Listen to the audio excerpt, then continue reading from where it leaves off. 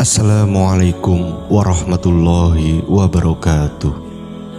Dalam karya terkenalnya Kitab Ihya Ulumuddin, Imam Al-Ghazali mengisahkan seorang ahli maksiat yang dikenal sebagai sampah masyarakat karena kesehariannya hanya mabuk-mabukan dan beraktivitas di tempat pelacuran. Saat pemabuk itu meninggal, tidak ada seorang pun yang mau mensolatinya. Tapi kenapa ada seorang yang dikenal sebagai wali Allah mau mensolatinya? Simak video ini sampai habis.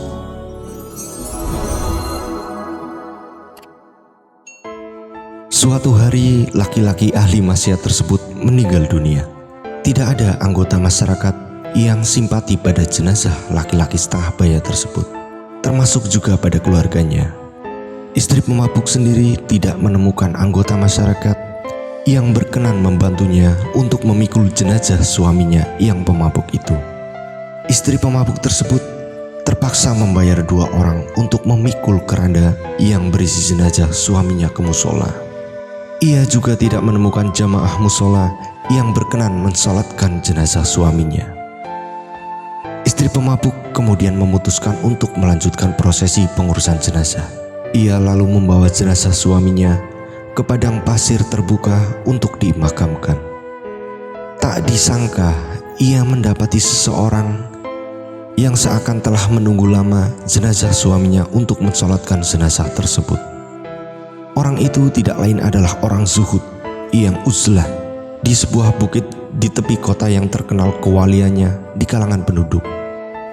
Tak berapa lama tersiar kabar di tengah masyarakat Basrah bahwa orang yang dikenal wali Allah rela dan berkenan menuruni bukit hanya untuk mensolatkan jenazah fulan yang dikenal sebagai seorang pemabuk.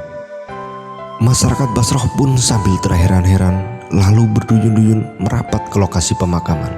Mereka berbaris di belakang ulama karismatik yang dikenal sebagai wali Allah untuk mensolatkan jenazah tersebut. Masyarakat yang terheran-heran lalu bertanya kepada ulama karismatik tersebut. Wali Allah tersebut menjawab, "Dalam mimpi aku mendengar suara langit. Turunlah, temui jenazah fulan. Kamu akan melihat jenazah yang tidak diiringi siapapun kecuali istrinya. Salatkanlah jenazahnya, karena sungguh ia telah diampuni." Mendengar jawaban ulama karismatik yang rela turun bukit itu, masyarakat Basrah makin takjub dan heran.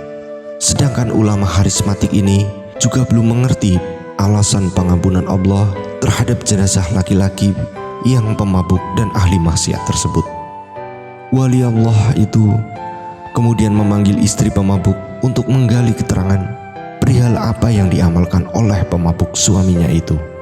Istri pemabuk memulai ceritanya bahwa suaminya semasa hidup sebagaimana dikenal masyarakat Basrah menghabiskan waktu sepanjang hari di tempat hiburan dan mabuk-mabukan.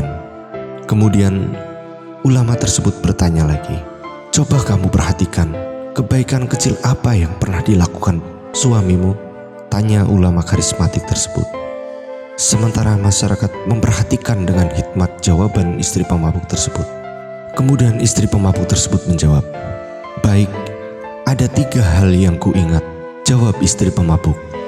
Pertama, setiap kali sadar dari mabuknya di waktu subuh, suaminya segera mengganti pakaian, berwudu, lalu bergegas menuju masjid untuk sholat subuh berjamaah. Selesai sholat subuh berjamaah, pemabuk kembali ke tempat hiburan dan tenggelam dalam dosa.